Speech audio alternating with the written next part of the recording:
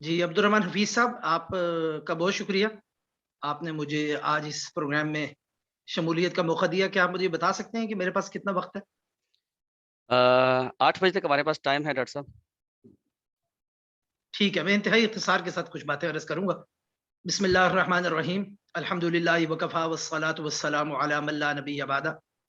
اما بعد فاعوذ باللہ من الشیطان الرجیم، بسم اللہ الرحمن الرحیم۔ اللہ تعالیٰ کا بہت زیادہ احسان، اور جتنا بھی ہم اللہ کا شکر ادا کریں وہ کم ہے کہ اللہ سبحانہ و تعالیٰ نے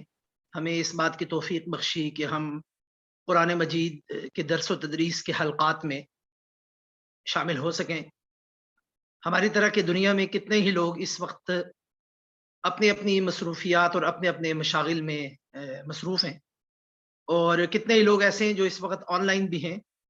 مختلف سوشل میڈیا ویب سائٹس پر بھی موجود ہیں،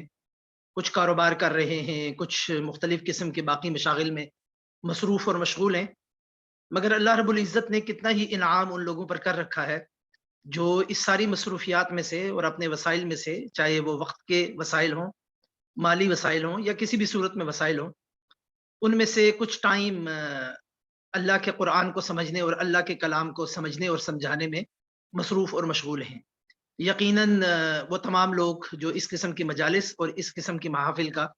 انعقاد کرتے ہیں، ان کو کوآرڈینیٹ کرتے ہیں، یہاں پر بطور طالب علم، بطور سامع تشریف لاتے ہیں، یا بطور استاد شریک ہوتے ہیں، کسی بھی کیپیسٹی میں وہ اپنا اپنا کردار ادا کرتے ہیں، اللہ رب العزت یقیناً ان تمام لوگوں سے انشاءاللہ راضی ہوں گے۔ اور ہمیں یہ دعا کرنی چاہیے کہ اللہ جس نے ہمیں یہ موقع فراہم کیا ہے وہ ہمیں اس قسم کے دیگر مواقع فراہم کرتا رہے، کیونکہ ہدایت ایک دفعہ انسان کو اگر آ جائے اس کی زندگی میں، اس ہدایت کے اوپر جمنا، اس پر استقامت اور اس پر قائم رہنا، یہ بھی نبی کریم صلی اللہ علیہ وآلہ وسلم نے سکھلایا ہے کہ یہ بذات خود ایک چیلنج ہے، کیونکہ ہدایت کا مل جانا اور اس کا کھوجنا اور اس کا تلاش کرنا یہ تو اپنی جگہ ایک بڑی اہم چیز ہے ہی ہے، مگر ہدایت کی راہ ملنے کے بعد انسان کے بھٹکنے کے چانسز اپنی جگہ پر قائم رہتے ہیں۔ تو اس لیے نبی صلی اللہ علیہ وآلہ وسلم نے اللہم اہدنی وسددنی اور اس طرح کی دیگر جو دعائیں، مسنون دعائیں ہیں، وہ ہمیں بتلائی ہیں، ہمیں سکھلائی ہیں کہ ہمہ وقت یہ دعا انسان کے شامل حال رہنی چاہیے کہ اللہ جس نے ہمیں قرآن کے ساتھ جوڑا ہے، قرآن کی تعلیم کے ساتھ جوڑا ہے، قرآن کی تدریس کے ساتھ جوڑا ہے، قرآن کے درس کے ساتھ جوڑا ہے، قرآن فہمی کے حلقات کے ساتھ جوڑا ہے، اللہ رب العزت ہماری باقی ماندہ زندگی کو بھی اسی طرح قائم دائم رکھے اور ہمیں ہمیشہ قرآن کے ساتھ جڑا رہنے کی توفیق عطا فرمائے، کیونکہ اسی قرآن مجید میں اللہ رب العزت نے اس بات کی طرف بھی اشارہ کیا ہے کہ یضل بہ کثیرا ویہدی بہ کثیرا، کہ قرآن فہمی کے حلقات میں شامل ہونے کے بعد یہ بھی دیکھا گیا ہے کہ بہت بڑی تعداد میں اللہ لوگوں کو اس قرآن کی بدولت اور اس کی روحانیت کی بدولت، اس کی تعلیمات کے ذریعے ان کی زندگی میں ایک نور عطا فرما دیتا ہے۔ مگر کچھ بدقسمت لوگ ایسے بھی ہوتے ہیں جو قرآن پڑھنے کے بعد بھی قرآن کی تعلیمات اور اس سے روشنی حاصل نہیں کر پاتے اور مزید بھٹک جاتے ہیں، اور ایسی ایسی تعویلات اور ایسے ایسے کاموں میں قرآن مجید کو پڑھنے کے بعد بھی وہ اس طرح اور اس انداز میں بھٹک جاتے ہیں کہ معاذ اللہ ہم تمام لوگوں کو اللہ سے اس بات کی دعا کرنی چاہیے اور پناہ مانگنی چاہیے کہ قرآن پڑھنے کے بعد بھی ہم میں سے کسی کا کوئی حال ایسا نہ ہو جائے کہ ہم قرآن کی تعلیمات سے بھی دور ہو جائیں اور قرآن پڑھتے ہوئے بھی قرآن کی تعلیمات پہ عمل کرنے والوں میں سے نہ ہوں۔ اللہ سے دعا ہے کہ اللہ تعالی ہمیں قرآن پر عمل کرنے والا بنائے، قرآن سے روشنی حاصل کرنے والا بنائے، قرآن کو ہمارے لیے راہ ہدایت، کتاب ہدایت بنائے، ہمارے سینوں کو قرآن فہمی کے لیے اور ہمارے اذہان کو قرآن کی تعلیمات کو قبول کرنے کے لیے کھول دے، اور اس سلسلے میں جہاں جہاں رکاوٹیں آئیں، جہاں جہاں ہمیں کچھ پریشانیاں محسوس ہوں، اللہ سبحانہ و تعالی ہماری ان پریشانیوں کو بھی دور کرے۔ دوسری اہم بات جو میں آپ کے سامنے عرض کرنا چاہتا ہوں وہ قرآن مجید کے حقوق ہیں، اور اس بارے میں یقیناً آپ نے اپنے استاد گرامی جناب ڈاکٹر عبدالرحمن حفیظ صاحب سے بہت کچھ سنا بھی ہوگا، اور اس کے علاوہ بھی آپ لوگوں نے بہت کچھ پڑھا ہوگا کہ قرآن مجید کے انسان پر اور اپنے ماننے والوں پر کچھ حقوق ہیں۔ میں اس تفصیلات میں نہیں جانا چاہتا کہ وہ حقوق کیا ہیں، ظاہر بات ہے قرآن پر ایمان لے کے آنا، قرآن کی تلاوت کرنا، اور قرآن کو پڑھنا اور قرآن کو سمجھنا، اور پھر قرآن کی تعلیم کو آگے لوگوں تک پہنچانا، یہ تمام قرآن کے حقوق ہیں، اور یہ مقدور بھر، اور جب ہم مقدور بھر کا لفظ استعمال کرتے ہیں تو اس سے مراد یہی ہوتا ہے کہ اللہ رب العزت نے جس انسان کے اندر جتنی کیپیسٹی رکھی ہے، اب ظاہر بات ہے کہ ایک قرآن کا ابتدائی طور پر اگر کوئی طالب علم ہے تو اس کی جتنی استطاعت ہے اس کے مطابق وہ یہ حق ادا کرے گا. اور اگر کسی کو اللہ رب العزت نے زیادہ وسائل عطا کر رکھے ہیں اور زیادہ علم عطا کر رکھا ہے اور وہ اس کی قرآن فہمی اور قرآن کے ساتھ اس کا شغف بڑے ایڈوانس لیول کا ہے اور وہ ایک اسپیشلائزیشن کی سطح پر پہنچ جاتا ہے، تو ظاہر بات ہے کہ اس کی ذمہ داری اپنی استطاعت کے مطابق زیادہ ہے. تو جس کو اللہ رب العزت نے، اللہ سبحانہ و تعالی نے جتنی استطاعت فراہم کی ہے اس کے مطابق وہ شخص قرآن کے حقوق ادا کرے گا. اور روز قیامت جب اللہ رب العزت اس قرآن کے بارے میں ہم سے سوال کریں گے، بلکہ یہ قرآن خود ہمارے سامنے آئے گا اور کسی کے حق میں شہادت بنے گا اور خدا نخواستہ کسی کے خلاف شہادت بنے گا، تو وہاں پر انسانوں سے ان کی استطاعت کے مطابق اور ان کی کیپیسٹی کے مطابق سوال کیا جائے گا. ظاہر بات ہے کہ ایک عامی سے، ایک عام شخص سے اس بات کا تقاضا نہیں کیا جا سکتا کہ وہ قرآن کے اندر جو دقیق علمی مسائل ہیں، جو تفسیر کے مسائل ہیں، جو فقہ کے مسائل ہیں، جو بڑے مارکت الآراء عقائد کے مسائل ہیں، وہ ڈاکٹر ایک صاحب عام شخص جو ہے وہ بھی سمجھ کر آگے لوگوں کو ان کی تعلیم دے گا. مگر ظاہر بات ہے کہ جہاں تک علماء کا تعلق ہے اور جہاں تک اسکالرز کا تعلق ہے، انہوں نے قرآن فہمی اور قرآن پڑھنے اور پڑھانے کا اس سطح پر اور اس لیول پر اہتمام کرنا ہے کہ یہ تمام حقوق اس پہ ادا ہو سکیں. ڈاکٹر تو صاحب اب یہ میری اور آپ کی ذمہ داری ہے کہ ڈاکٹر ہم اس بات کا تعین کر لیں کہ صاحب میری ہم نے آواز آ رہی ہے آپ کو؟ قرآن کے. ڈاکٹر جی صاحب جی ہیلو. تھوڑا، ہاں تھوڑا سا کیمرہ ٹھیک کر لیجئے گا، پارٹیسپینٹس کی طرف سے آ اچھا رہا ہے. یہ تھوڑا سا اوپر کر لیں ذرا، تھوڑا سا نیچے، نہیں تھوڑا اور اوپر. اب ٹھیک ہے، اب بالکل صحیح ہے، جزاک اللہ خیر. تو قرآن مجید کے جو حقوق ہیں اس کے حوالے سے یہ میری ذمہ داری بھی ہے، آپ کی بھی ذمہ داری ہے، امت مسلمہ کے ہر فرد کی یہ ذمہ داری ہے کہ ہم اپنے اپنے طور پہ اس بات کا تعین کر لیں کہ جو قرآن کے حقوق ہم نے ادا کرنے ہیں اس حوالے سے ہم کس جگہ پر کھڑے. اور آج اگر ہم بالکل ایک ابتدائی سٹیج پر کھڑے ہیں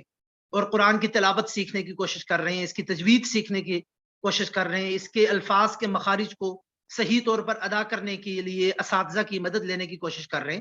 اور اس کے بنیادی معانی کو بالکل بنیادی معانی کو سمجھنے کی کوشش کر رہے ہیں، تو آج تو اگر ہماری استطاعت اتنی ہے تو اگر اگلے 5 سال کے بعد بھی ہماری استطاعت اتنی ہی ہے اور ہم اسی مقام پر کھڑے ہیں تو یہ ظاہر بات ہے ایک بڑا سوالیہ نشان ہے. کیونکہ ہم اپنی دنیاوی زندگی میں، اپنی پروفیشنل لائفز میں اپنی کیپیسٹی کو اور اپنی استطاعت کو مسلسل بڑھاتے ہیں. اور اگر آج کسی کو کمپیوٹر کا بڑی بنیادی سکلز آتی ہیں تو 3 4 5 سال کے اندر، بلکہ اب تو اس سے بھی کم وقت میں لوگ یہ کوشش کرتے ہیں کہ وہ اپنی سکلز کو انہینس کریں، ان کو بہتر کریں، ان کو امپروو کریں، اور دیکھتے ہی دیکھتے لوگ بڑے ایکسپرٹ یوزر بن جاتے ہیں ٹیکنالوجی کے. قرآن مجید کا جب ذکر آتا ہے اور قرآن کے ساتھ ہمارے تعلق کا معاملہ جہاں تک ہے، وہاں اگر ہم اسی بات پر خوش ہو کے بیٹھ جائیں کہ قرآن کی بعض منتخب آیات کی تفسیر ہم نے سیکھ لی ہے اور اس کے معنی ہم نے سمجھ لیے ہیں اور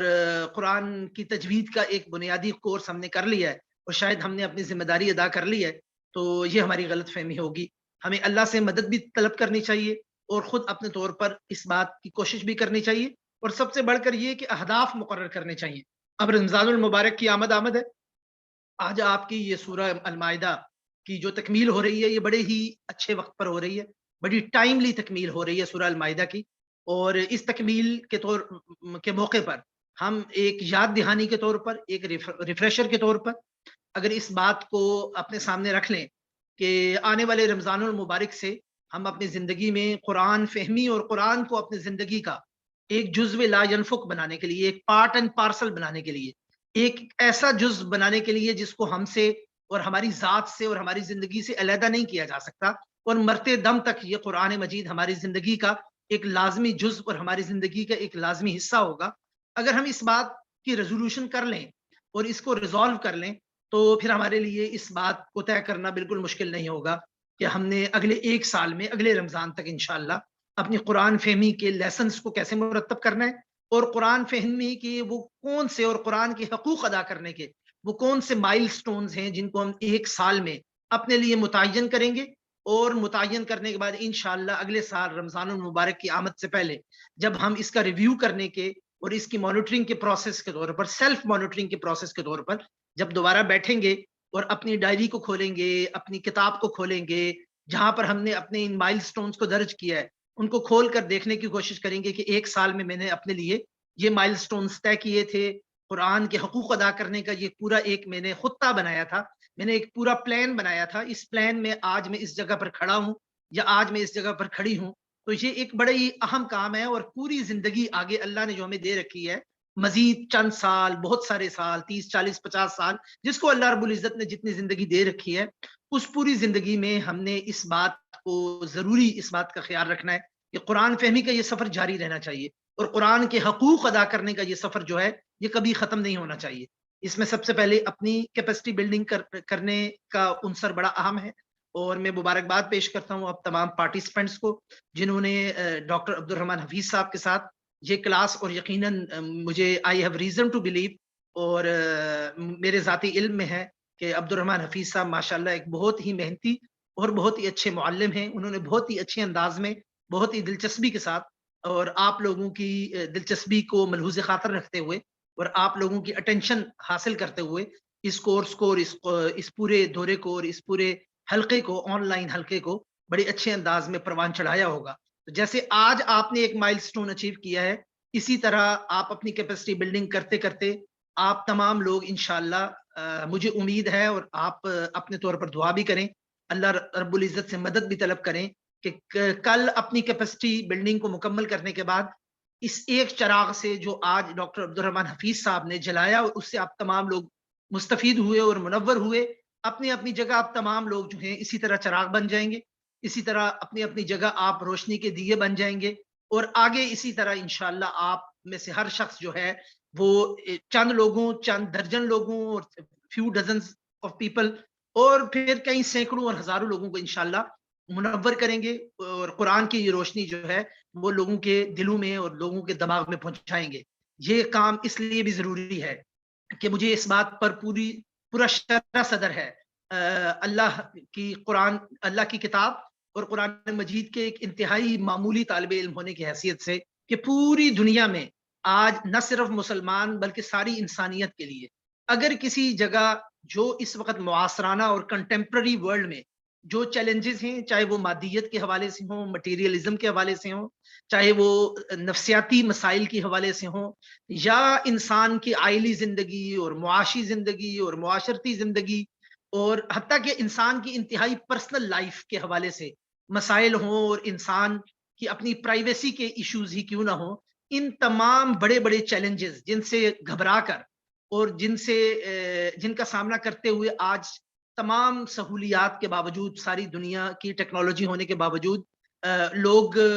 پوری طرح تیار نہیں ہیں، لوگ ان مسائل کا سامنا کرتے ہوئے گھبراتے ہیں، اور نتیجہ یہ ہے کہ ڈپریشن کی بیماریاں اور پھر نفسیاتی بیماریاں اور اس کی انتہائی شکل خودکشی کی صورت میں اور باقی مسائل کی صورت میں پورے ہمارے چاروں طرف معاشروں میں بکھری ہوئی ہیں، چاہے ہم اسلامی اور معاشروں کی بات کریں یا غیر اسلامی معاشروں کی بات کریں. اور ان تمام مسائل سے نکلنے کا واحد راستہ صرف اور صرف ایک ہی راستہ ہے، وہ ہے اللہ کی کتاب. کہ اللہ کی کتاب سے جو لو لگائے، اللہ کی کتاب سے جو تعلق قائم کر لے، اور اللہ کی کتاب کو کھول کر جو شخص بھی پڑھنا شروع کر دے، سب سے پہلی چیز جو وہ اپنی زندگی میں محسوس کرتا ہے وہ ہے سکون، اور وہ ہے ایک تالیف قلب، وہ ہے ایک دل کو قرار اور دل کا چین، اور انسان کا دل اس بات کی طرف آمادہ ہو جاتا ہے کہ میرا ایک خالق بھی ہے، اور وہ میرے سے گفتگو کر رہا ہے، اور اس نے مجھے اس زندگی کے مسائل اور اس زندگی کے چیلنجز سے نکلنے کے لیے ایک روڈ میپ دے چکا ہے، اور قرآن مجید میں اس کی تفصیلات موجود ہیں. تو قرآن سے جڑنا اور قرآن سے لوگوں کو جوڑنا، یہ دراصل انسانیت کو بچانے کا ایک بہت بڑا مشن اور انسانیت کو بچانے کا بہت بڑا کام ہے. اور ظاہر بات ہے بطور مسلمان یہ ہمارے دین کے تقاضوں میں سے بھی ایک تقاضا ہے. اگر ہم دینی تقاضوں کو بھی اپنے دین کی خدمت کا کام بھی کرنا چاہتے ہیں، اس کی واحد صورت اور ایک ایسی صورت جو تمام فرقہ واریت، تمام گروہ بندیوں، تمام لڑائیوں، تمام تنظیمات کے معاملات سے ماورا اور اوپر ہٹ کر ہے، جس پر کسی مسلمان کو اختلاف نہیں ہو سکتا، وہ یہ ہے کہ لوگوں کو قرآن کے ساتھ جوڑا جائے، لوگوں کا تعلق جو ہے وہ قرآن کے ساتھ قائم کیا جائے، لوگوں کے ہاتھ پکڑ کر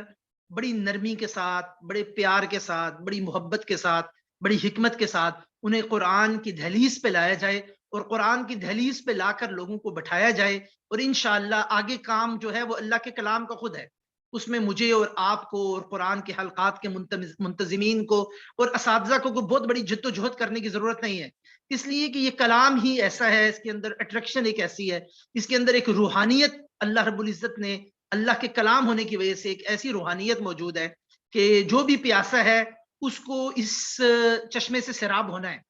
اور وہ رہ نہیں سکتا، کیونکہ اس کے اندر پیاس موجود ہے اور اس چشمے میں وافر مقدار میں پانی موجود ہے، اور ایسا میٹھا پانی موجود ہے کہ اگر دنیا میں کسی شخص کو بھی تھوڑی سی پیاس بھی موجود ہے تو وہ اس پانی سے صرف نظر نہیں کر سکتا، وہ اس کو اگنور نہیں کر سکے گا۔ یہ چشمہ ہدایت ہے، ہمارا کام صرف اتنا ہے کہ ہم اس چشمہ ہدایت کے سے لوگوں کا لنک قائم کر کے اپنے لیے ایک ہدایت اور اپنے لیے اللہ کے سامنے سرخرو ہونے کا ایک راستہ نکال لیں۔ اور اگر ہم یہ کام نہیں کریں گے تو قرآن مجید میں اللہ نے کہہ دیا ہے کہ اللہ ہماری اس طرح کی قوموں کو ختم کر کے اور کسی قوم کو لے آئے گا، کیونکہ یہ تو اللہ کے دین کا کام ہے، اور اللہ کے دین کا کام جو ہے وہ میرا محتاج نہیں ہے، وہ آپ کا محتاج نہیں ہے، وہ اس پوری دنیا میں اس وقت اپنے آپ کو جو مسلمان کہنے والے ہیں وہ ان کا ہرگز ہرگز محتاج نہیں ہے۔ اللہ تو غنی ہے، وہ تو ان تمام چیزوں سے بے نیاز ہے۔ تو یہ ہمارے لیے ایک بڑے انعام کی بات ہے، یہ ہمارے لیے ایک بہت بڑی خوش نصیبی کی بات ہے، یہ ہمارے لیے ایک بہت بڑی خوش بختی کی بات ہے کہ اللہ نے اس کام کے لیے ہمیں چن لیا ہے، اور ہماری تھوڑی سی توجہ سے، ہماری تھوڑی سی محنت سے، ہماری تھوڑی سی رہنمائی سے اگر کوئی شخص اللہ کی کتاب کے ساتھ، قرآن مجید کے ساتھ جڑ جائے، اور سب سے پہلے ہم خود بھی اگر جڑ جائیں، اپنے گھر والوں اور اپنی اولادوں کو اس قرآن کے ساتھ جوڑ لیں، تو اس خوش نصیبی کا ہمیں اندازہ بھی نہیں کہ روز قیامت جب ہم اللہ کے حضور پیش ہوں گے اور اللہ کی جنتوں میں انشاءاللہ داخل کیے جائیں گے، اور اس قرآن کی بدولت، اس قرآن کے حقوق ادا کرنے کی جو ٹوٹی پوٹی چھوٹی موٹی ہم کوشش کر رہے ہیں، اس کی بنیاد پہ اللہ جب ہمیں ان انعامات سے سرفراز کرے گا انشاءاللہ، جو جنتوں میں اللہ نے ہمارے لیے تیار کر کے رکھی ہیں، تو اس وقت ہمیں اندازہ ہوگا کہ ہم جو تھوڑی سی کوشش کرتے تھے، جو بالکل ایک معمولی سی کوشش کرتے تھے، اللہ کے نزدیک دراصل اس اچھی اخلاص سے کی جانے والی کوشش کا کتنا عظیم الشان اور کتنا بڑا اجر تھا۔ اللہ رب العزت سے دعا ہے کہ وہ ہمیں قرآن کے حقوق سمجھ کر ان حقوق کو ادا کرنے کی توفیق عطا فرمائے، قرآن کے حلقات اور قرآن کے دروس میں شامل ہونے کی توفیق عطا فرمائے، اپنی اصلاح کر کے ہمیشہ اس کام سے جڑے رہنے کی توفیق عطا فرمائے، اپنی اولادوں کو، اپنے گھر والوں کو، اپنے خاندان والوں کو، اپنے پیاروں کو، جن لوگوں کی زندگیوں میں ہم کوئی مثبت تبدیلی پیدا کرنا چاہتے ہیں، جن کے بارے میں ہم سوچتے ہیں، جن کے بارے میں ہم کنسرن رہتے ہیں، ان لوگوں کو قرآن کے ساتھ جوڑ کر ہمیں ان کی زندگیوں سے بھی جو ایک وفا کا حق ہے وہ ادا کرنے کی توفیق عطا فرمائے، اور قرآن کے جو حقوق ہیں وہ بھی ہمیں ادا کرنے کی توفیق عطا فرمائے۔ آخر میں جناب ڈاکٹر عبد الرحمان صاحب اور ان کی تمام کلاس کا ایک مرتبہ پھر دل کی اتھاہ گہرائیوں سے شکر گزار ہوں، اور میں یہ سمجھتا ہوں کہ مجھے یہ جو انتہائی اختصار کے ساتھ کچھ باتیں آپ کے سامنے ٹوٹی پھوٹی کرنے کا موقع ملا، یہ دراصل میں نے اپنے آپ کو ان خوش نصیبوں کے اندر شامل کرنے کی ایک کوشش کی ہے، ایک صحیح کی ہے، اپنا نام بھی لکھوانے کی کوشش کی ہے کہ وہ لوگ جو قرآن کے حلقات میں بیٹھتے ہیں اور قرآن پڑھتے اور پڑھاتے ہیں، کہ اللہ اسی بدولت مجھے بھی بخش دے اور میرے لیے بھی توشہ آخرت بنا دے۔ والسلام علیکم ورحمۃ اللہ وبرکاتہ۔ وعلیکم السلام ورحمۃ اللہ وبرکاتہ، جزاکم اللہ خیرہ، بارک اللہ فیکم ڈاکٹر صاحب۔ میری شرکاء سے گزارش ہے کہ ڈاکٹر صاحب کی موجودگی سے ہم فائدہ اٹھاتے ہیں۔ ڈاکٹر صاحب اصل میں آپ نے LLM کیا تھا سوئٹزرلینڈ سے، اور PhD آسٹریلیا سے کی ہے انٹرنیشنل لاء میں، پھر اسلامی یونیورسٹی اسلام آباد لاء ڈپارٹمنٹ کے چیئرمین بھی رہے ہیں، ابھی حال ہی میں قائد اعظم یونیورسٹی کو جوائن کیا ہے۔ تو آپ کے پاس ماشاءاللہ علم کے ساتھ ساتھ انٹرنیشنل تجربات بھی ہیں، تو آپ میں سے کوئی بھی ڈاکٹر صاحب سے کوئی سوال کرنا چاہیں تو ہم اس موقع سے فائدہ اٹھا لیتے ہیں۔ تو جو کوئی بات کرنا چاہے وہ اپنا ہینڈ ریز کریں، مائک الاؤ کر دیتا ہوں۔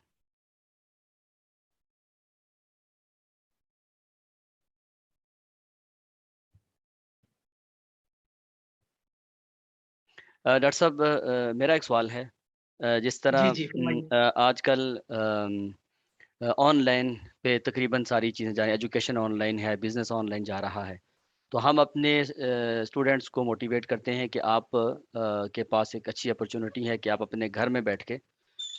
آن لائن پڑھا سکتے ہیں اور دین کا کام کر سکتے ہیں اور دعوت کے میدان میں آگے جا سکتے ہیں۔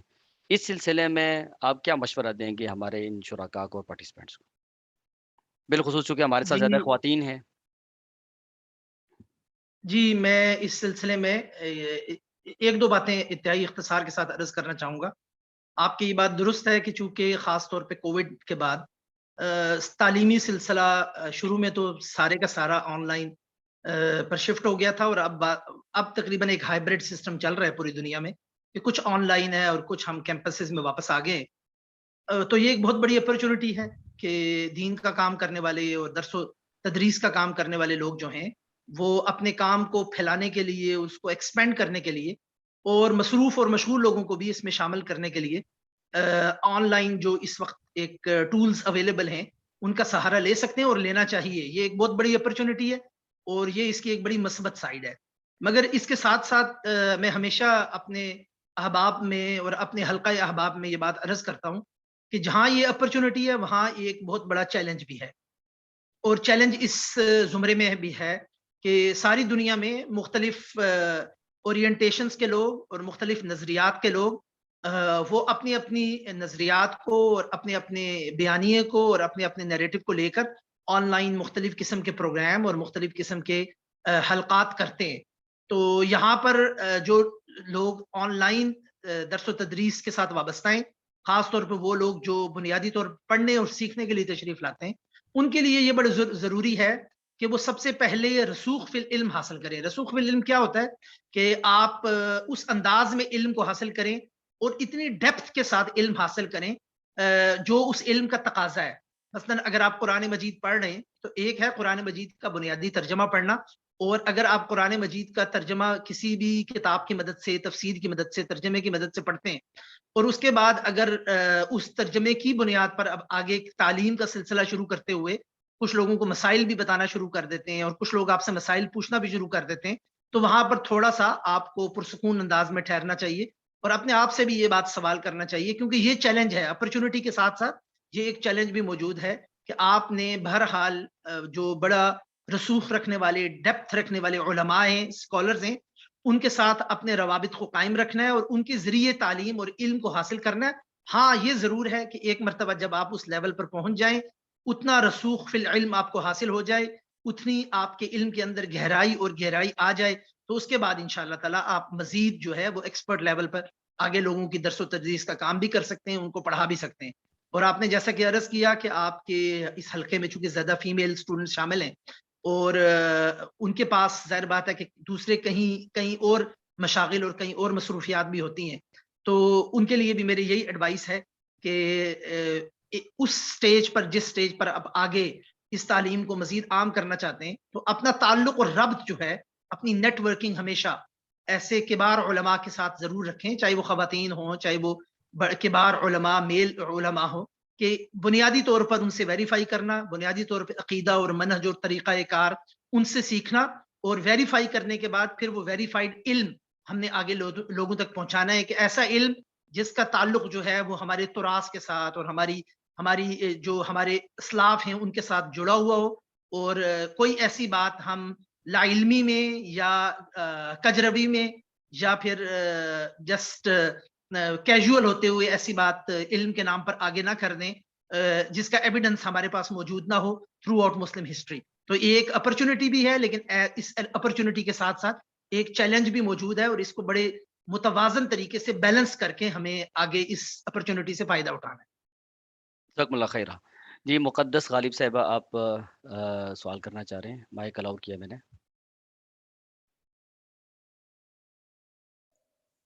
السلام علیکم. وعلیکم السلام. سر میرے 2 کوشچن ہیں. پہلا کوشچن تو یہ ہے کہ ہم بیلنس کیسے کریٹ کریں، ایک تو اپنی دنیاوی زندگی کو لے کے اور ایک اپنی دینی زندگی کو لے کے، ان دونوں کو لے کے ہم بیلنس کیسے کریٹ کریں. اور دوسرا کوشچن یہ ہے کہ ہم اپنے اندر وہ تڑپ کیسے پیدا کریں کہ ہم جیسے جب جو ہی اذان ہو رہی ہے تو میرے اندر وہ ایک دم سے تڑپ آ جائے کہ مجھ سے پہلے کوئی نماز پڑھنے نہ چلے جائے، میں جلدی چلی جاؤں، میں پہلے اپنے اللہ کی طرف چلی جاؤں. وہ تڑپ جو اپنے اللہ کے لیے، وہ جو محبت کی ہوتی ہے اپنے نبی کے لیے یا اپنے دین کے لیے، وہ کیسے لائی جائے. Thank you. جی بہت شکریہ. جہاں تک آپ کے پہلے سوال کا تعلق ہے کہ یہ بیلنس کیسے کیا جائے، تو میں تو اس معاملے کو ایسے دیکھتا ہوں کہ یہ دین اور دنیا کے درمیان بیلنس کرنے کا سوال نہیں ہے. اس لیے کہ ایک مسلمان کی زندگی میں کچھ معاملات دینی اور کچھ معاملات دنیاوی نہیں ہوتے. مسلمان کا جو دنیاوی معاملہ ہے وہ بھی دینی معاملہ ہے, اور اس کا جو دینی معاملہ ہے وہ بھی ایک دنیاوی معاملہ ہے. اور مسلمان کے پیش نظر یہ بات رہنی چاہیے کہ اگر میں بظاہر ایک معاملہ جو دینی معاملہ نہیں ہے, جس کا عبادات سے شاید تعلق نہیں ہے, کسی بندے کی تعلیم سے اس کا تعلق ہے, اس کی پروفیشنل زندگی سے اس کا تعلق ہے, مسلمان کے پیش نظر تو یہ بات رہنی چاہیے کہ یہ بھی میرا دینی معاملہ ہی ہے, اور اس کے اندر دین کی تعلیمات کیا ہیں, اور لوگوں کی خیر خواہی کے جذبے کے ساتھ, اور اخلاص کے جذبے کے ساتھ, اور لوگوں کی مدد کرنے کے جذبے کے ساتھ, اور اس امت مسلمہ بالخصوص اور باقی ساری انسانیت بالعموم ان کی بھلائی کے جذبے کے ساتھ انسان کچھ بھی کرے وہ سارا ہی دین کا کام ہے. تو اگر انسان اپنی اورینٹیشن یہ بنا لے تو پھر اس کو اس مخمصے سے اور اس ڈائلیما سے نمٹنا بہت آسان ہو جاتا ہے کہ میں نے بیلنس کیسے کرنا ہے. اس لیے کہ پھر آپ کی دین اور دنیا کی تقسیم نہیں رہتی. آپ کی اورینٹیشن اگر آپ یہاں کے دماغ سے یہ آنے لگی ہے کہ سارا معاملہ ہی دین سے تعلق ہے اور میں ہر معاملے میں اللہ کی رضا چاہتا ہوں یا اللہ کی رضا چاہتی ہوں, تو انشاءاللہ تعالیٰ یہ بیلنس والا معاملہ ہی ختم ہو جائے گا, کیونکہ یہ ٹوٹل ہر چیز ہی وہ دین کے ساتھ وابستہ ہو جائے گی اور یہ کل ہی دین بن جائے گا. اس کے اندر ایک جز نہیں ہے جس کو پھر بیلنس کرنا پڑے گا. اور دوسرا, جہاں تک آپ نے یہ سوال کیا کہ تڑپ کیسے پیدا ہو, دیکھیں یہ بڑا ایک تفصیلی موضوع ہے. نبی کریم صلی اللہ علیہ وسلم کی بعض احادیث میں حلاوت الایمان, ایمان کی مٹھاس اور ایمان کے ذائقے کی اصطلاحات اور الفاظ استعمال ہوئے. ان احادیث کو سامنے رکھنے کی ضرورت ہے, ان پر غور و فکر کرنے کی ضرورت ہے کہ ایک مومن اور مسلمان کو ایمان کی مٹھاس کب آنے لگ جاتی ہے, ایمان کا ذائقہ کب آنے لگ جاتا ہے, یعنی ایمان کا مزہ کب آنے لگ جاتا ہے. تو میں آپ کو ضرور ایڈوائز کروں گا کہ آپ وہ جو متعلقہ احادیث ہیں جن میں ایمان کے ذائقے اور اس کی مٹھاس کی بات کی گئی ہے, ان چیزوں کو مد نظر رکھیں اور ان چیزوں پر عمل کرنے کی کوشش کریں, اور مسلسل کریں اور تسلسل کے ساتھ کریں. ایک دفعہ کنسسٹنسی انشاءاللہ آپ کی زندگی میں آ گئی تو کچھ عرصے بعد آپ کو یہ محسوس ہوگا کہ ایمان کا مزہ اور ایمان کو انجوائے کرنے کا ایک پروسیس انسان کی زندگی میں آنے لگ جاتا ہے, اور پھر ایسے ہوتا ہے کہ انسان عمل کرتے کرتے پھر درجہ احسان کو بھی انشاءاللہ تعالیٰ ایک دن پہنچتا ہے. تو یہ چیزیں ظاہر بات ہے کہ ایک تسلسل کے ساتھ اور محنت کرنے سے, اور سب سے بڑی محنت اس میں یہ ہے کہ ہر عمل جو ہے, چاہے وہ نماز ادا کرنے کا عمل ہو, باقی عبادات کرنے کا عمل ہو, اس میں نبی کریم صلی اللہ علیہ وسلم کی سنت کے مطابق اور قریب تر اس عمل کرنے کی انسان کوشش کرے تو اتنا زیادہ اس کو اس عمل کرنے میں مزہ آئے گا, اور اس کے اندر ایک تڑپ اور جوش اور ولولہ پیدا ہوگا. اور وہ ہوتے ہوتے پھر جو انسان کے جسے کہتے ہیں نا جینز کے لیول پہ آپریٹ کرنے لگ جاتا ہے, پھر انسان اگر نماز میں ذرا سے بھی تاخیر کرے تو اس کو ایک تشویش ہونے لگ جاتی ہے,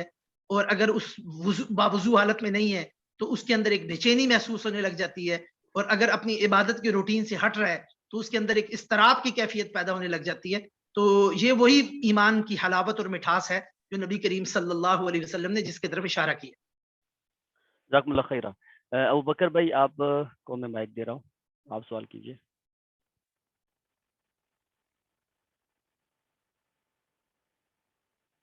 ابو بکر سعید بھائی.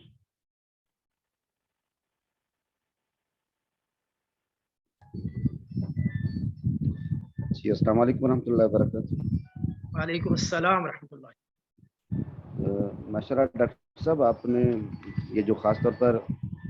آج کی آپ کی گفتگو جو تھی ماشاء اللہ بڑی فکر انگیز تھی, اس میں جامعیت بھی تھی, اور خاص طور پر یہ جو رمضان کی قربت کے حوالے سے, رمضان بھی قریب ہے اور اہداف کا مقرر کرنا یقیناً اس میں ایک بڑی موٹیویشن ہے ہمارے لیے کہ موقع کی مناسبت سے اگر ہم قرآن مجید کے حوالے سے اہداف مقرر کر لیں تو یہ واقعی ہی بہت بڑی یعنی اس حوالے سے توجہ طلب بات ہے. اللہ آپ کو جزائے خیر دے. لیکن میں ایک بات یعنی نا اگر ہم دیکھیں غور کریں,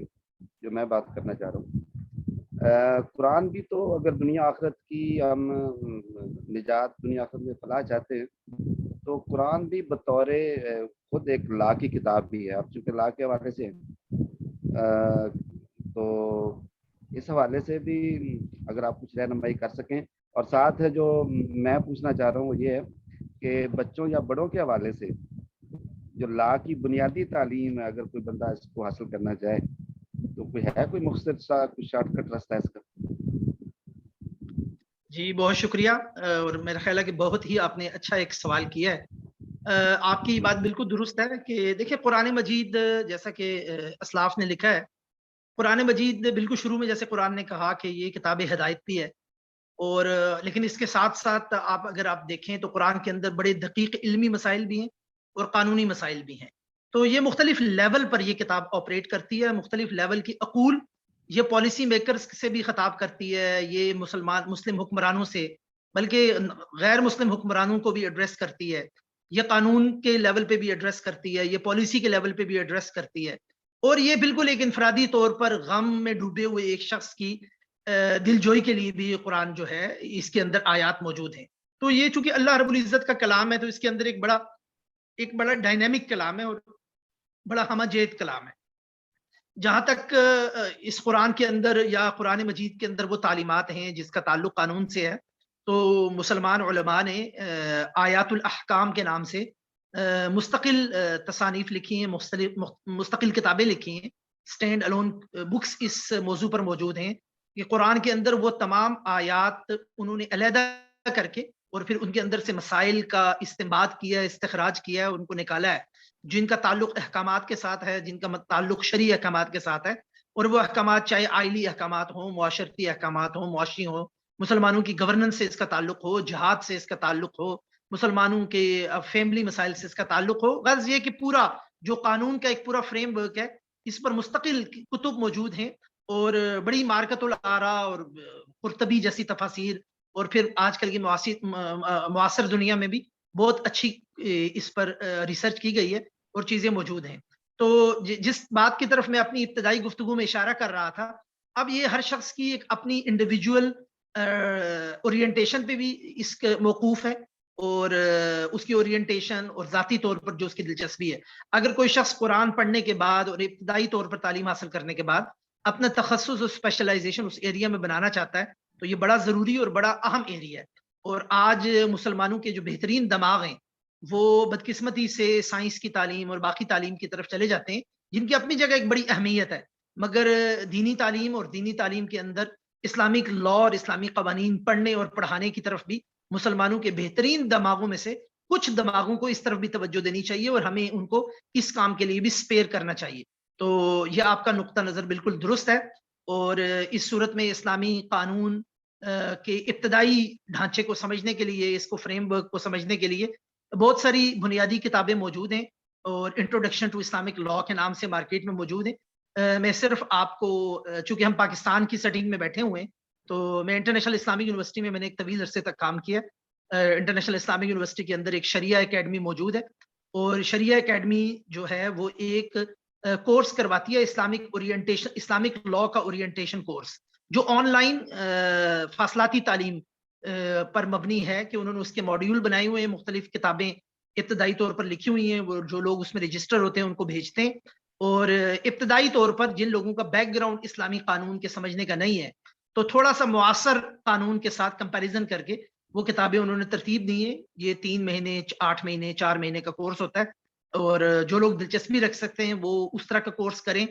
تو ابتدائی طور پر ایک چیز ان کے سامنے آ جاتی ہے، اور بعد میں جن کی دلچسپی مزید بڑھے پھر اس میں اسپیشلائز تعلیم کے ظاہر بات ہے کہ ادارے موجود ہیں، انٹرنیشنل اسلامک یونیورسٹی جیسے ادارے، یا دنیا میں بعض دیگر مقامات پر بعض دیگر یونیورسٹیز میں اسلامک لا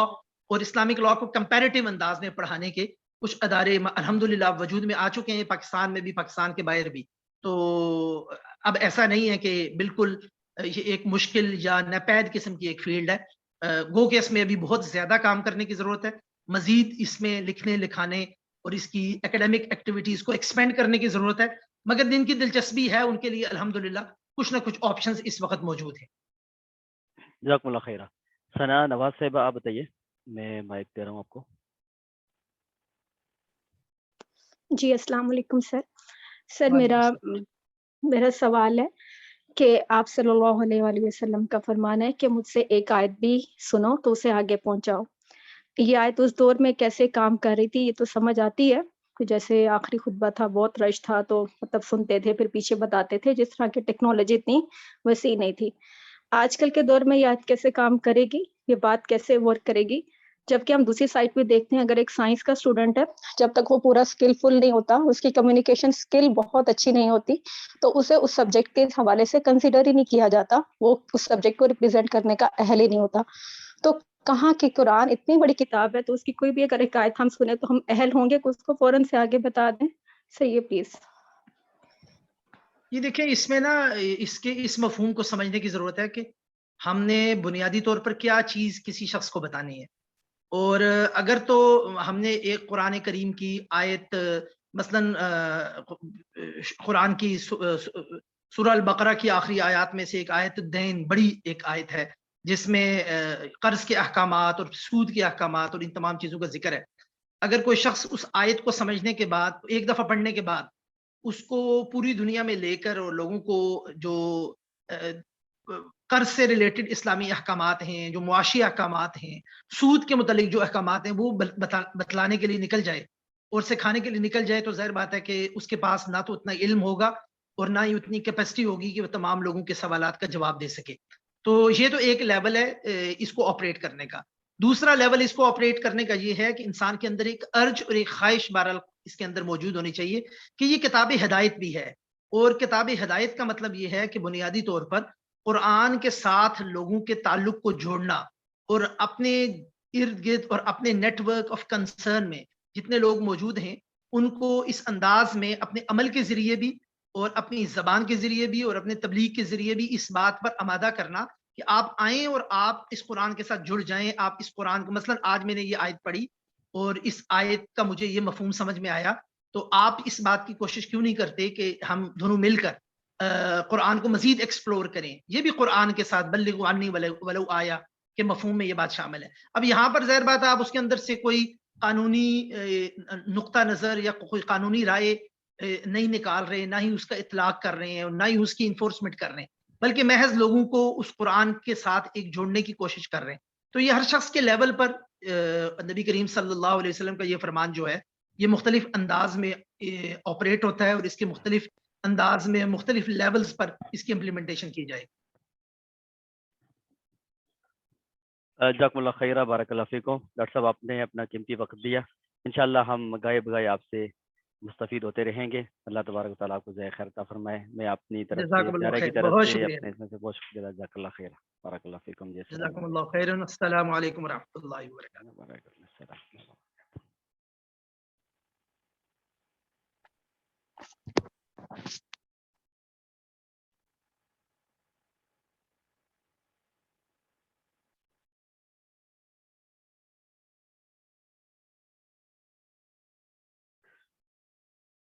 بہت شکریہ آپ سب کا کہ آپ نے آج کے اس پروگرام میں شرکت کی, اور الحمدللہ ہمیں بہت اچھا لگا اور بہت زیادہ فائدہ ہوا ہوگا آپ کو یقیناً. تو میرے متعلق کوئی سوال ہے تو بتائیے.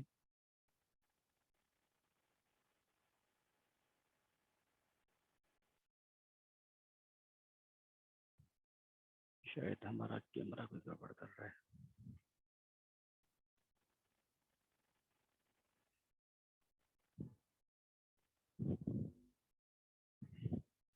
جی سردار ابراہیم صاحب آپ بتائیے. مائک اوپن کیجئے, میں نے آپ کو مائک دے دیا.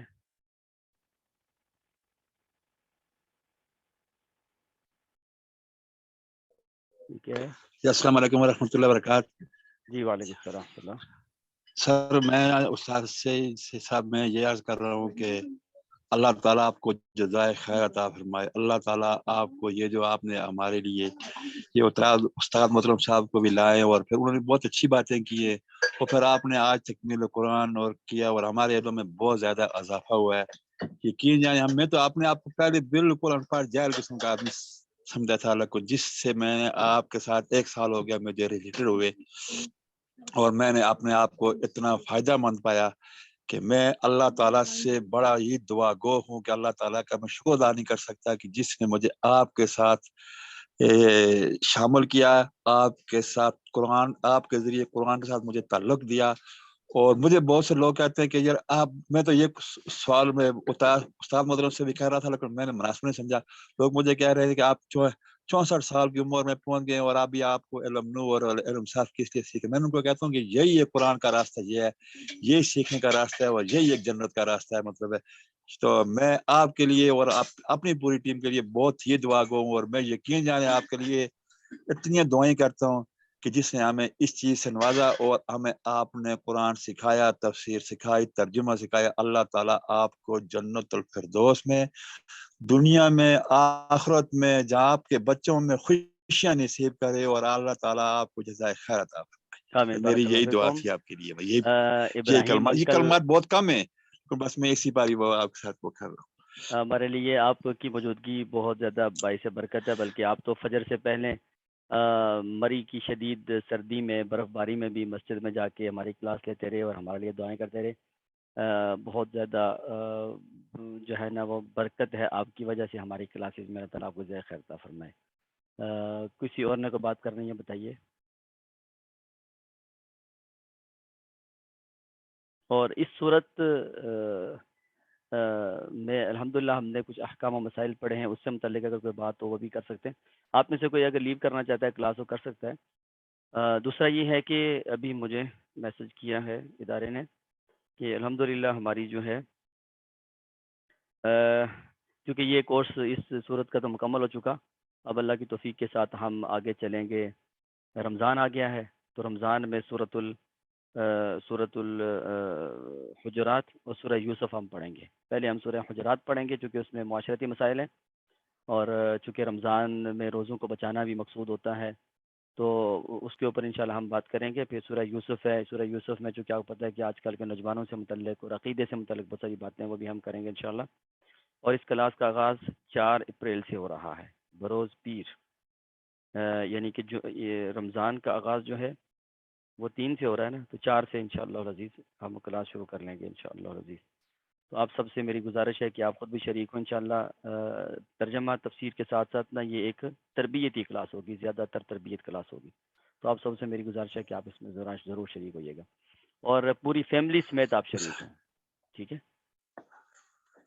इंशाल्लाह जी हम कोशिश कर रहे हैं। मैंने भी अपने मस्जिद वालों को सबको बोला कि आप मेरे साथ सब शामिल हो जाएं।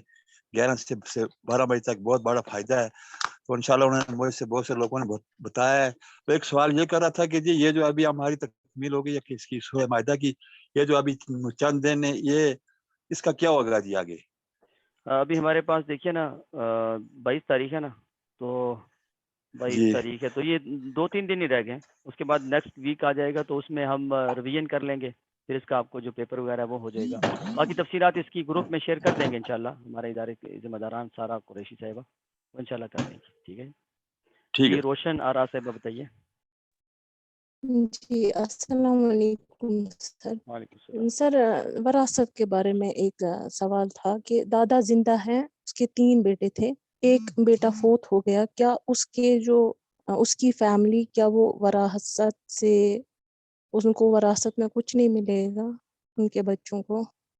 बेदखल हो जाते हैं। बेटा फोत हो गया? जी जी 3 बेटे थे, एक बेटा फोत हो गया, उसकी फैमिली है, दादा अभी जिंदा है, वरासत अभी नहीं बढ़ती है, हाँ तो मैं समझ अभी गया। वो एक अब साथ। अगर दादा जब जी फोत जी हो जाता है ना बेटे से पहले, तो चूंकि जी दादा की वरासत तकसीम नहीं हुई जो बेटे के हिस्से में जाए, तो लिहाजा जो जी पोते होते हैं वो दादा की वरासत के वारिस नहीं बनते। तो उसका फिर तरीका ये है कि लामाला वो भी छोटे बच्चे हैं, उनको भी ज़रूरियात हैं, तो उसका तरीका फिर ये है कि जो 1/3 के वसीयत क्या इस्लाम ने हुक्म दिया है, तो वो वसीयत वाला मामला इस्तेमाल करके तो यतीम पोतों को दे दिया जाए, अदरवाइज यतीम पोतों का हिस्सा उसमें नहीं होता। जी जज़ाकल्लाह। ठीक है? तो इंशाअल्लाह अज़ीज़, बाकी हम इंशाअल्लाह एक तरबिया क्लास का भी सोच रहे हैं, तो उससे मुतल्लिक भी इंशाअल्लाह आपको मालूमात देंगे। तो हम चाहते हैं कि रमज़ान का जो महीना है वो जो पूरा साल हमने पढ़ा है उसकी रिवीजन भी हो जाए, तरबियत भी हो जाए, और रमज़ान के बाद इंशाअल्लाह अल्लाह की तौफीक के साथ, अल्लाह ताला की रहमत के साथ हम कुरान तालीम के साथ साथ ना एक प्रोग्राम शुरू करना चाह रहे हैं। मैं मुख्तसर आपको बता देता हूँ। वो ये है कि हमारी जितनी ये पर्सनैलिटी डेवलपमेंट की ट्रेनिंग्स रही है ना, इसमें एक यानी वक्ती बंदे को बूस्टिंग और बंदे को फ़ायदा तो होता है, लेकिन एक प्रॉब्लम की वजह से ना इसका कोई खातिर खा रिजल्ट नहीं मिल पा रहा था। وہ یہ تھا کہ اس کی پریکٹس نہیں لوگ کر پاتے تھے. پریکٹس کیوں نہیں کر پاتے تھے؟ کیونکہ جب آپ ٹریننگ کرتے ہیں اس کے مطابق اس کی انوائرمنٹ نہیں ہوتی. گھر کی ہوم انوائرمنٹ، اسکول انوائرمنٹ، حتیٰ کہ ہمارا جو معاشرہ ہے اس میں بھی ٹائم مینجمنٹ پر لوگ نہیں ہیں. نتیجتاً کیا ہوتا ہے کہ ٹریننگ ہفتہ 10 دن کے بعد بالکل بھولی جاتی ہے. اب ہم ایک پروگرام شروع کرنا چاہ رہے ہیں اللہ کی توفیق کے ساتھ، ٹریننگ اور کنسلٹنگ لائف کوچنگ. وہ 3 مہینے کا انشاءاللہ ایک کمپریہنسو پروگرام ہوگا.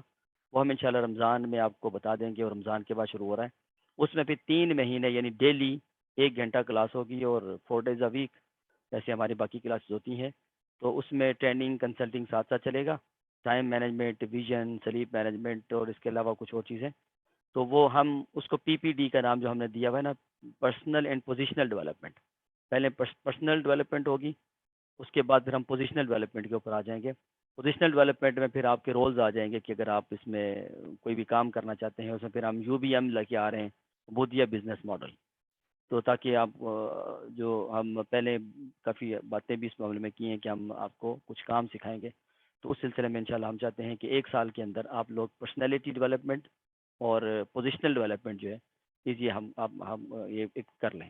اور سال میں ہمارا پروگرام ہے کہ انشاءاللہ اللہ کی توفیق کے ساتھ 4 بیچز جو ہے نا ہم وہ تیار کریں تاکہ معاشرے کے اندر عملی طور پر تبدیلی آئے. ٹھیک ہے جی، بہت شکریہ. میں آخر میں آپ سب کا تہ دل سے شکر گزار ہوں کہ آپ نے ہمارے ساتھ 3 مہینے گزارے، اور الحمدللہ اللہ کی توفیق کے ساتھ ایک مزید صورت ہم نے اللہ کی توفیق کے ساتھ پڑھ لی. آگے انشاءاللہ رمضان کے بعد شروع کریں گے ہم سورۃ الانعام، اور اس میں بھی الحمدللہ بہت سارے مسائل ہیں، احکام ہیں، اور قرآن پاک کی ہر آیت کے اندر ہی تفصیلات موجود ہیں. تو بہت زیادہ شکریہ بالخصوص سارہ قریشی صاحبہ کا کہ جنہوں نے میری موجودگی میں بھی اور میری عدم موجودگی میں بھی اس کلاس کو بہت اچھے سے ڈیل کیا اور ہینڈل کیا. اور بریرہ عطا صاحبہ کا بھی اور سربت صاحبہ کا بھی کہ جنہوں نے دن کو بھی ہماری کلاسز کو دیکھا اور ایک ٹیم ورک کے طور پہ کام کیا. اسی طرح باقی سارے ٹیم ممبرز کا. باقی سارا آپ بتائیے کہ ہمارا جو پروگرام ہو رہا ہے اس ہفتے میں اس کا تھوڑا اناؤنس کر دیجئے، کب ہو رہا ہے ایک تکمیلی پروگرام، پھر ہم لوگوں کو اجازت دیں. جی السلام علیکم ورحمۃ اللہ وبرکاتہ. استاد محترم، القراءت آن لائن اکیڈمی کا مثالی تجوید القرآن فرسٹ بیچ کی نازلہ قرآن کی تکمیل انشاءاللہ بروز جمعرات کو ہو رہی ہے 7:15 پر، جس میں خصوصی مہمان خصوصی ایک تو آپ ہوں گے، اور اس کے علاوہ لاہور یونیورسٹی کے پروفیسر سائمہ ہارون صاحبہ جو ہے ان کا خصوصی درس قرآن ہوگا آپ دونوں کا. تو سبھی اسٹوڈنٹ سے گزارش ہے کہ اس خوشی کے موقع پر اس پروگرام کے اندر ضرور شرکت فرمائیں اور طالبات کی حوصلہ افزائی کیجیے. اس میں خصوصی لیکچرز کے ساتھ ساتھ جو ہے وہ اسناد دی جائیں گی، سرٹیفکیٹ دیے جائیں گے، رزلٹ اناؤنس کیا جائے گا، اور دوسری بھی موٹیویشنل اسپیچز جو ہے وہ شامل ہوں گی انشاءاللہ. ٹھیک ہے. اور اس کلاس کے بارے میں کیا ہے، کب پیپر کر رہے ہیں، کب وہ سرٹیفکیٹس دے رہے ہیں؟ جی استاد جی، یہ تو ابھی ہمارے دن باقی ہے نا، تو یہ ویک بھی باقی ہے. تو کل اور پرسوں کلاس کی صورتحال ترجمہ وغیرہ میں سنوں گی، دیکھوں گی. تو کل اور پرسوں پتہ چل جائے گا کہ اگر 2 دن میں اسٹوڈنٹ جو ہے وہ ریویژن اچھی سی کر لیتے ہیں تو انشاءاللہ پیر تک جو ہے وہ میں ٹیسٹ لے لوں گی، اور یعنی ریویژن کر کے میں خود ہی ان کا ٹیسٹ لے لوں گی اور آپ کو بھی انفارم کر دوں گی اس حوالے سے. ٹیسٹ کے بعد جو ہے ہم سرٹیفکیٹ گروپ میں دے دیں گے. اور مزید آپ بتا ہی چکے ہیں کہ سورہ انعام جو ہے وہ عید کے بعد اسٹارٹ ہوگی، اور تمام اسٹوڈنٹ سے میں سبھی کلاسز میں یہ اناؤنس کر چکی ہوں کہ سورۃ الحجرات اور سورہ یوسف کے رمضان اسپیشل کورس کے اندر سب شامل ہو جائیں. اور ظاہر ہے اس میں تربیہ اور تزکیہ بہت زیادہ کیا گیا ہے، تو رمضان ہمارے لیے بہترین موقع ہے، تربیہ اور تزکیہ کا، نیکی کا ماحول ہوتا ہے، تو ہمارے لیے عمل کو تبدیل کرنا اس میں زیادہ آسان ہوتا ہے. تو سب کو ہی میں یہ کہہ چکی ہوں. تو انشاءاللہ ہم سب رمضان المبارک کے اندر جو ہے اس کورس میں شامل ہوں گے. ٹھیک ہے. باقی آخری بات میری طرف سے کہ کل کلاس انشاءاللہ ہوگی، میں انشاءاللہ خود شریک ہوں گا. کل میں نے نا آپ سے ایک بہت اہم ٹاپک پہ بات کرنی ہے. میری گزارش ہے آپ سب سے، یہی گفتگو جو ہے وہ صبح کی کلاس میں بھی ہے، یعنی صبح فجر سے پہلے جو ہماری سورہ بقرہ کی کلاس ہے اس میں بھی ہے، اور وہی رپیٹ ہوگی پھر شام کو. دن کی ساری کلاسز میں انشاءاللہ اس کو ہم اناؤنس کریں گے. تو آپ سب سے میری گزارش یہ ہے کہ اگر آپ صبح شریک ہو رہے ہیں فجر کے سے پہلے والی کلاس میں تو لازمی شرکت کریں, اور وہی گفتگو پھر ہم شام کو کریں گے. ادارے کے حوالے سے, رمضان کے حوالے سے ہم انشاءاللہ آپ کے ساتھ ایک اہم گفتگو کریں گے. میری گزارش یہ ہے کہ آپ سب لوگ اس میں لازمی شرکت کیجیے گا. باقی اجازت ہے سارا قریشی صاحبہ. جی استاد محترم, اسی لنک پہ ہماری ناظرہ قرآن سیکنڈ بیچ کی کلاس ہوتی ہے, تو اسٹوڈنٹ یہیں پہ رہیں گے. ٹھیک ہے, میں آپ کو ہوسٹ بنا رہا ہوں. ٹھیک ہے جی, اللہ حافظ. بہت شکریہ جی, اللہ حافظ.